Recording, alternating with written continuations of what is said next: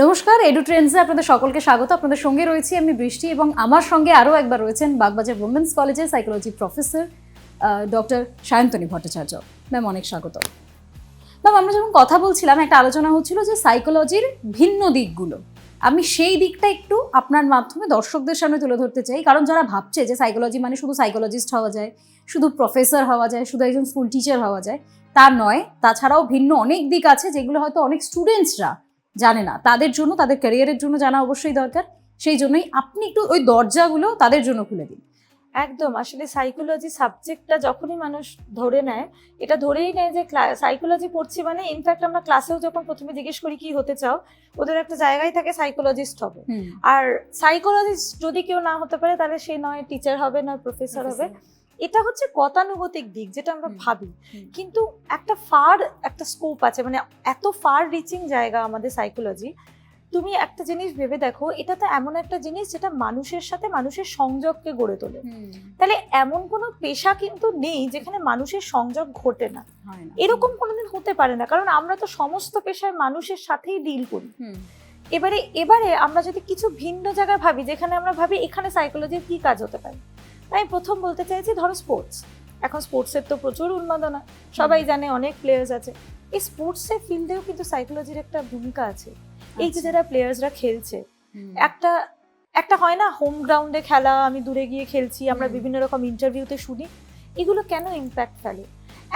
এক দল মানুষ আমার জন্য চিয়ার করছে, বা এক দল মানুষ আমাকে নিয়ে খারাপ কথা বলছে, বা তারা চাইছে না আমি এই ভেবে মাঠে নামছি যে তারা চাইছে না আমি জিতুক, কেউ ভাবছে আমি জিতি এই ভেবে, মানে এই পুরো মাঠ আমার সঙ্গে আছে। এই সমস্তগুলো যেমন বুস্ট করে খেলার ভালো ফর্ম, খারাপ ফর্ম, আমি শারীরিকভাবে অসুস্থ বা আমার কোনো একটা সমস্যা চলছে যেটাতে হয়তো আমি আমার সম্পূর্ণ আউটপুট দিতে পারছি না।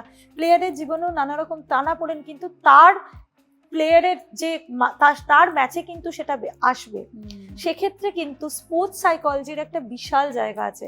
স্পোর্টসের ফিল্ডেও আমরা যদি বিভিন্ন বড় বড় যে ক্লাবসগুলো আছে, যদি তুমি নজর রাখো, দেখবে তাদের কিন্তু প্রত্যেকটা টিমের জন্য স্পোর্টস সাইকোলজিস্ট আছে সেখানে। সুতরাং স্পোর্টস ভালোবেসে যারা পড়াশোনা করতে চাও, তারা কিন্তু পরে স্পোর্টস সাইকোলজি নিয়ে করতে পারে।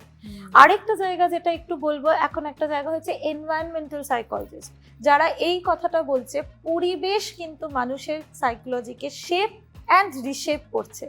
যেভাবে আমার পরিবেশ সমানে চেঞ্জ হচ্ছে, তার কিছু ইম্প্যাক্ট শুধুমাত্র আমরা তো এতদিন অব্দি ওই শারীরিক বা আমাদের সোসাইটিতে কি হচ্ছে এগুলোই ভেবে এসেছি, কিন্তু এটা মানসিকভাবেও আমাদেরকে কিভাবে ইফেক্ট করছে। যে কারণে অনেক সময় আমরা এগুলোই বিভিন্ন সময় বলে থাকি না, যে বাড়ির একটা কোনায় আমার একটা বারান্দায় একটা ছোট্ট বাগান করেছি, একটা গ্রিনারি করেছি, আমার ওটা একলা থাকার সময়, ভালো লাগার সময়, বিভিন্ন পরিবেশের এলিমেন্টগুলোকে ইউজ করেও যে আমরা খুব সুন্দরভাবে একটা মানুষের তার মনস্তত্ত্বকে আমরা রিশেপ করতে পারি, তাদের ভালো থাকার একটা যোগান দিতে পারি। পরিবেশের সাথে যারা কাজ করে, এনভায়রনমেন্টাল সাইকোলজিস্ট কিন্তু সেই জায়গাটায় কাজ করে।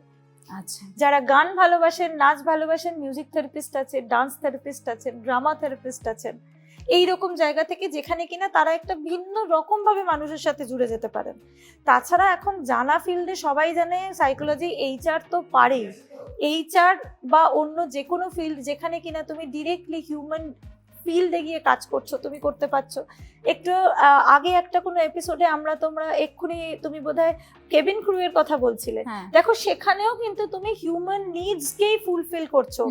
কিভাবে একটা ফ্লাইটে বিভিন্ন রকম মানুষ যায়, এবারে সেখানে কার সাথে তুমি কি ধরনের তোমার কথোপকথন করবে যাতে কিনা তার সাথে তুমি তাকে খেপাবে না, মানে কেবিন ক্রু এর যে জায়গাটা থাকে, তা তোমাকে তোমার ডিউটিটাও করতে হবে অ্যাবাইডিং বাই ইওর রুলস, আবার তাকেও কিন্তু তার যে সার্ভিসটা দিতে হবে। তো এই সমস্ত জায়গায় আমি ভিন্ন, দেখো কেবিন ক্রুও বলছি, এক্ষেত্রেও কিন্তু এরকম গ্ল্যামারাস জায়গাতেও কিন্তু সাইকোলজির স্কোপ আছে।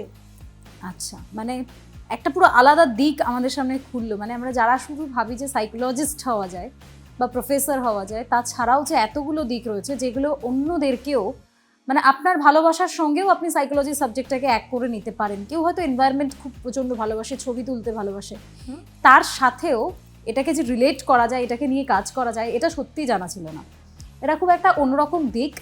আমি এইটুকু আশা করছি যে যারা এই মুহূর্তে আমার দর্শক বন্ধু যারা এই ভিডিওটি দেখবেন, তাদের কাছে এই দিকগুলো খুলে গেল তারা ভবিষ্যতে এই দিকগুলোর জন্য ভেবে দেখতে পারেন যারা সাইকোলজি নিয়ে এগোতে চাইছেন। তাহলে আজকের জন্য আমাদের এই অনুষ্ঠান এই পর্যন্তই। আপনাদের সকলকে অনেক ধন্যবাদ। নমস্কার। নমস্কার।